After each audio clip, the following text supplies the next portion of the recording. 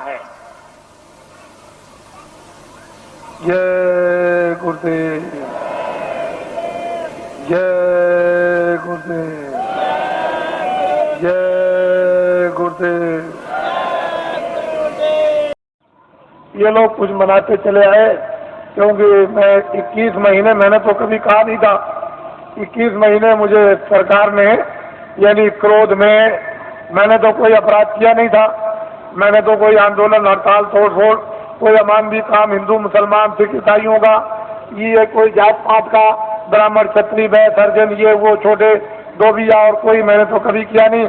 मेरे यहाँ तो कोई रगड़ा झगड़ा है नहीं, लेकिन भविष्यवाणी जरूर करता था।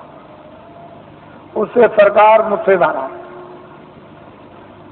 और उसने इस नाराजगी में नेता लीडरों को तो पकड़ा ही, मुझे भी पकड़ लिया और पकड़ के जेल में बंद कर दिया। फिर मेरे ऊपर इतने बखेड़े लगा दिए, इतने झंझट लगाए उन्होंने, सामान लेने के, ये लेने के, जमीन लेने के, जानवर लेने के, इतने बखेड़े या झंझट खड़े कर दिए कि अगर मेरी जगह पर बादशाह भी हो तो खत्म हो जाए। ऐसे झंझट डरने खड़े, छोटे मुकदमे नहीं है, मामूली मुकदमे नहीं लगाए, इतने झंझट मुकदमों के लगा दिए। और मैं एक सामाजिक आदमी, जनहितों का काम करने वाला, मेरे ऊपर, जबकि मैं रात और दिन चिल्लाता हूँ मेरा कुछ नहीं है, ये सब जनता जनार्दन का सब कुछ है। जब मैं खुले मैदान में ये कहता हूँ तो मेरी भावना ही वही है, तो और लिखा पढ़ी क्या हो सकती। लिखने पढ़ने वाले तो रोज बेईमानी करते, रोज लिखा पढ़ी का दस्तावेज बदल देते और झूठ बोल जाते हैं, तो मेरी जबान दस्तावेजी है, तो मैं जनहितों का काम करता हूँ। तो मेरे ऊपर सरकार ने इतने बखेड़े, और कल मैंने ये बात कही है कि ये सब बखेड़े न्यायालयों में अब भी मौजूद हैं, लेकिन सरकार ने लखनऊ से नया फेक गजट निकाल दिया। जो दस्तावेज मैंने जमीनें खरीदी नाम की उनका, और इतना आंखों से देखते हो कि ये बना हुआ फेक गजट निकाल दिया कि जमीन एक्वायर की जाएगी। बताइए, तो आप पूरा मथुरा को गजट कर दीजिए कि सब ये कारखाना मथुरा सबको भगा दिया जाएगा और यहाँ कारखाना बनाया जाएगा, सब मकान तोड़ दिए जाएंगे, मंदिर और मस्जिद सब तोड़ दी जाएगी और यहाँ कारखाना बनाएगा। गजट निकाल दीजिए, क्योंकि आपको तो गजट निकालने का पूरा राइट और अधिकार है, तो निकालिए।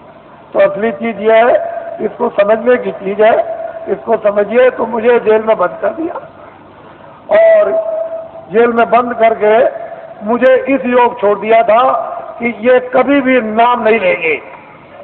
लेकिन मैं तो ईश्वर विश्वासी आदमी, मेरे पास ऐसे थे साहूकार भेजे गए कि तुम हवाई जहाज ले लो, एक ले लो, ये जमीन क्या है, तुमको हजारों एकड़ तुमको जमीन दे दी जाए, एरोड्रम बनवा दिया जाए। मेरे पास बड़े बड़े सेठ आए और उन्होंने कहा कि हम सब कुछ सेवा करने को तैयार है, हमें क्या करेंगे, कह लगे जो आप जितना चाहे धन हम खर्च कर देंगे।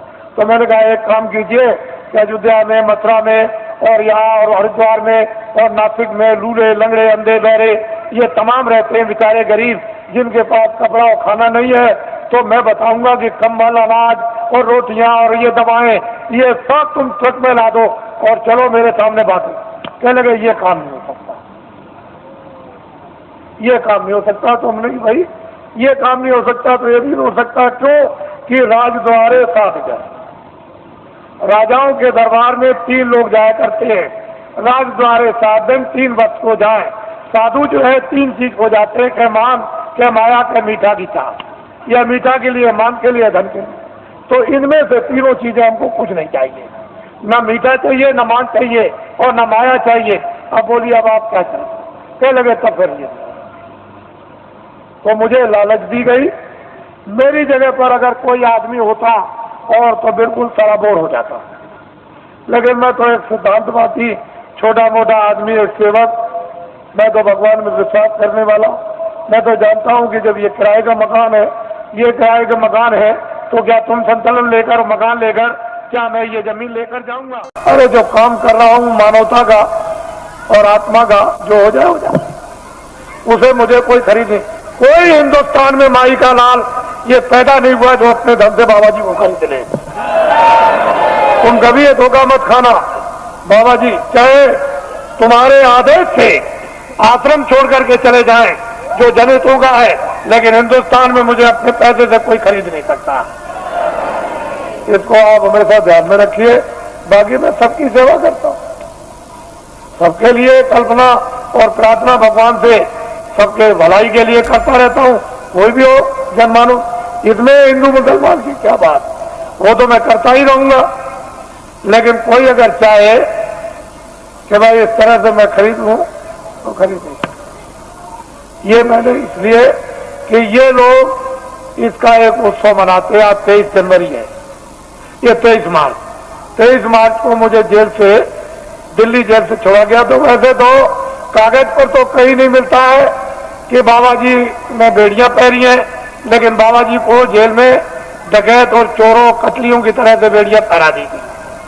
जब मैं बंगलौर में भेजा गया तो वहां पूछा वहां के आईजी से और सुपरिंटेंडेंट से कि भाई हमको क्यों बेड़ियां पहराई, तो उन्होंने खुद आकर के कहा कि कागज पर तो आपका कुछ नहीं है बेड़ियों के संबंध में, क्या वहां की उत्तर प्रदेश की सरकार आपसे बहुत नाराज है? हमने कहा अब आप समझ लीजिए, नाराज इसलिए तो कि किसी तरह से हमारे बस में आ जाए, और बड़े बड़े अधिकारियों को भेजा जेल में। अरे भाई क्या करते हो, ये क्या है?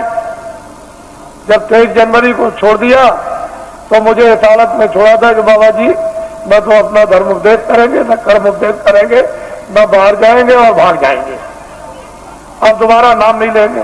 लेकिन अब तो मैंने इतना जनमत तैयार कर दिया कि किसी राजनीतिक पास और किसी धार्मिक के पास इतना जनमत देश में है ही नहीं, इतना जनमत नहीं है। जब मैं जेल के अंदर था और उस समय पर आपने कुछ समय के बाद जब अभियान छेड़ दिया था कि जेल भरो आंदोलन, और 20, 25, 30 हजार आदमी चले गए जेलों में, और वो देवियां जो अपने बच्चों को, यानी आज पैदा किया बच्चे को उठा के और शोर से चली गई जेल में, और वो बेचारी जो बच्चा पैदा होने वाला जो आज ही कल में जेल में चली गई और बच्चा जेल में हुआ, अगर स्त्रियां अपने एक दिन के बच्चे को उठा के जेल में जा सकती है, और वो देवियां जो कल बच्चा जेल में पैदा होगा वो जेल में जा सकती है, तो अब तो बहुत दूर गाड़ी हो गई। अब तो इनको अगर आदेश मिल जाए तो क्या कर देंगे, आपको तो अभी कुछ पता नहीं, मालूम नहीं है। तो अब बहुत दूर चला गया मामला, अब कुछ और बात हो गई, अब वो बात नहीं है। अब तो सारा ही माहौल यानी परिवर्तित होने वाला है, अभी आपको क्या पता है। इसलिए ये लोग मनाते हैं तो मैं तो रहूंगा नहीं, मैं तो उधर कमरे में चला जाऊंगा, और ये लोग कुछ अपना मना के अभी समाप्त कर देंगे, क्योंकि अब ये यहाँ आए हुए हैं और इसी होली के अवसर पर ये जगह जगह मना रहे, लेकिन ये पड़ गया। और आप लोग यहाँ मुझसे कोई भूल चूक हुई हो तो आप लोग हमेशा क्षमा करते रहेंगे, और इसके बाद आपसे जाने की आप तैयारी करें, जल्दी निकले और पहुंचे अपने घरों में, और दूसरे पार्टी दूत द्वारा आदेश की प्रतीक्षा करें, और वो फौरन अभी आदेश आपको मिलने वाला है। अब लोग बहुत से ऐसे रह गए कि महाराज मैं अपनी कुछ बात कह नहीं सका, इतनी दूर से आया था, तो मैं उधर अंदर में पहुंचूंगा तो जो भी आपकी बात होगी वो सुनूंगा, और जो प्रसाद होगा जो जरूरत पर आपके काम आता है वो भी आपका स्पर्श कर दूंगा।